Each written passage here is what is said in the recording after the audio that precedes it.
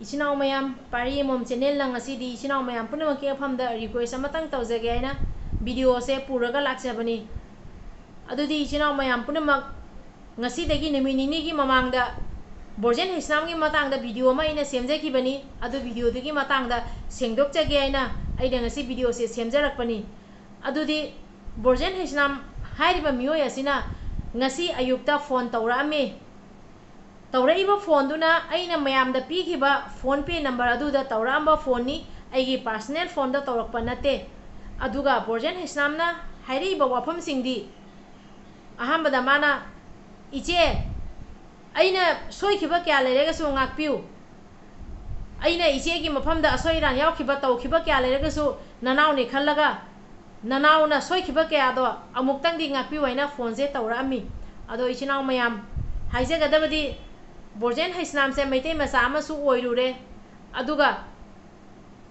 महाकना मसाना लालेना हाइजराबनीना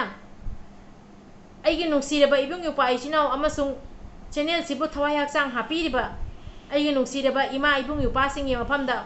पारी मोम चैनल ना इकोक लोना रिक्वेस्ट तौजरी बोर्जेन हिस्नाम से मैते मसा अम ओइरुबनीना अहांबगी ओइना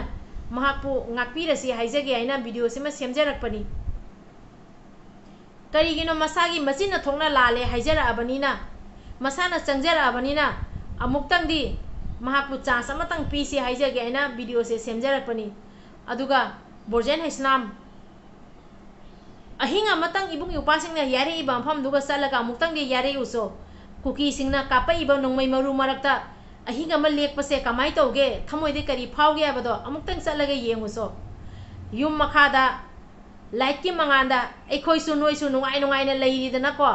इबुंग युपासिंगना अमंबगी मरक्ता नुंधांगदा cookie सिंगना नोंमै कापपगी मरक्ता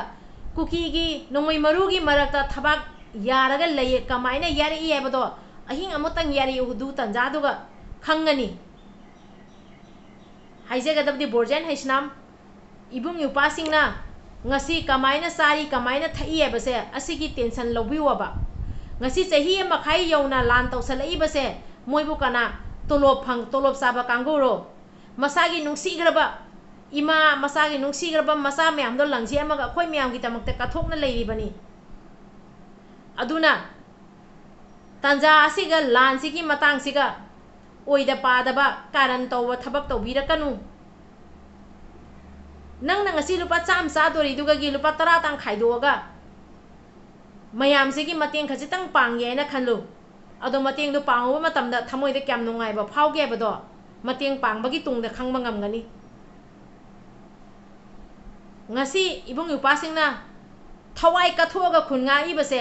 moi gi daita na te ko moi matom ta gi maranai gi na te ba moi na toiba thabak to aikhoi mayam gi ni aba अदुना एखोय म्याम नसु अंगम अंगम थाकता मतेंग पांगबा सेन ना फंगे सेन ना थौना ना फंगे थौना ना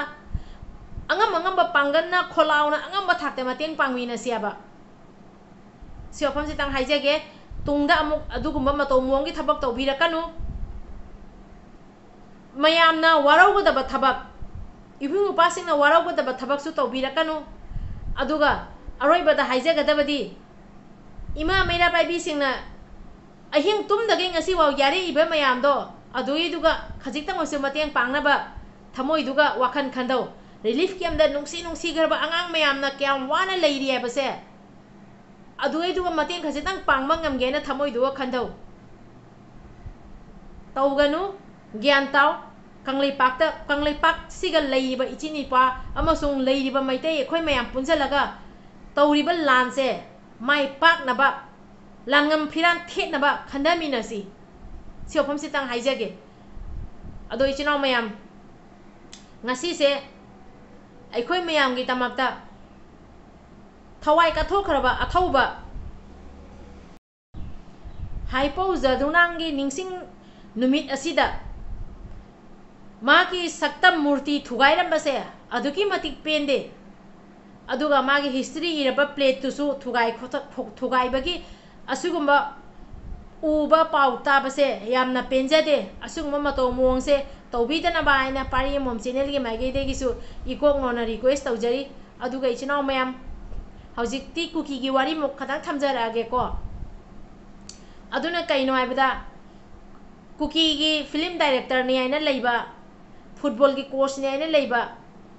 इसे कहू यामना सही हाइरिए अदुदो फजना फुदत लमगा हुजी हुजी हॉस्पिटल ला लाइकन नरी हाये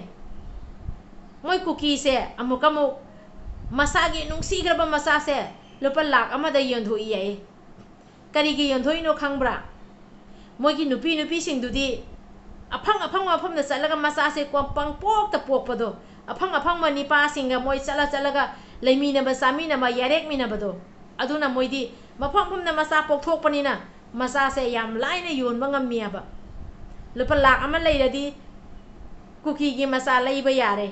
angang zonjari ana kuki mapa singsina lupa lak amomda masa zoli aduga ngasi sina amukamu susanpuromda lokhada ching makhada kuki ki gari ama long kare aina do video do hapam bani aba ado video do hapa yada badagi aina video do kathat khare ado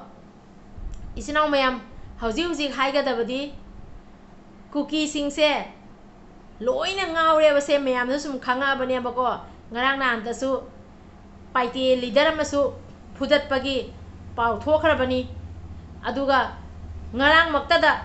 kuki hanubi ama mafam hum da so chatlaga henjang na pi jo laga hingjari ba kuki hanubi dugi sen du bul laaga phudat panga me ba kuki masen aduga kuki ama su Number 4 saba kuki amasu masagi mayumdagi pod huralu bagi adusu phudat lamena adugi paw masu ado ngasi se kuki ki asongba video mayam se hapkat ke khalam baniaba ado aina mamang da hoji nga ke mamang da thamgiba video aduga yarakta badagi aina video do kathat khare ado mathang se kuki gi phaja video khara hapke ado ngasi gi di video se matang se ga loisalage ado isinaw mayam aroibada haijagadabadi ngasi aina thamjariba video se inaw aina kaurage maitai masama oina masana changjara abanina aikhoi maitai sidi minungsi sawbani tongana sum leijarabani aduna maitai masama oina masana machinna thongna lale aina borjen haislamna phone je tawrabanina mahakpo Ahanbagi oina chas amatang pc haijage na video se aina atamnana borjen gi oina video se semjarakpani ina borjen na su tungda asugumba thabak se amakamuk tawbiganu aingoda tanate atupa kanagumba amada su matang matam sadana wahi wata phajadaba amasung kanglei paki thoiba irang asida phagi gi mataw mong da comment pibi kanu ai bo pham sitang thamjaramge aduga angamba thakta ima leba kanbada saruk yamina si asi pham sitama haijaramge ado isinaw mayam video se matang siga loi senjarege yamna sangna ngangjara roige do video siga soiran yakiba kya lerega so ngakpi waina yengbiriba mayam punam ge famde ikok nonjari aduga haijagadabadi aigi channel sibu thawai haksang hapi reba aigi nungsiraba isinaw mayamna yamna mamal leiba comment piraga aibu losing amasu thongna mayam pangan mayam ma piaba ado ngasi gi video sigadi mayam gi yamna mamal leiraba comment se aduki matik darkar tai mayam ge ba mot khasitang thada biramu ado aina di aigi maigi dagi di borjen islam se maitai masa amasu oirabanina mahako Ahanbagi oina ngakpira se na wafam sima aroi bada mukasu thamjaramge kanglei pakna yai phare ibudo pakhang mana yai phare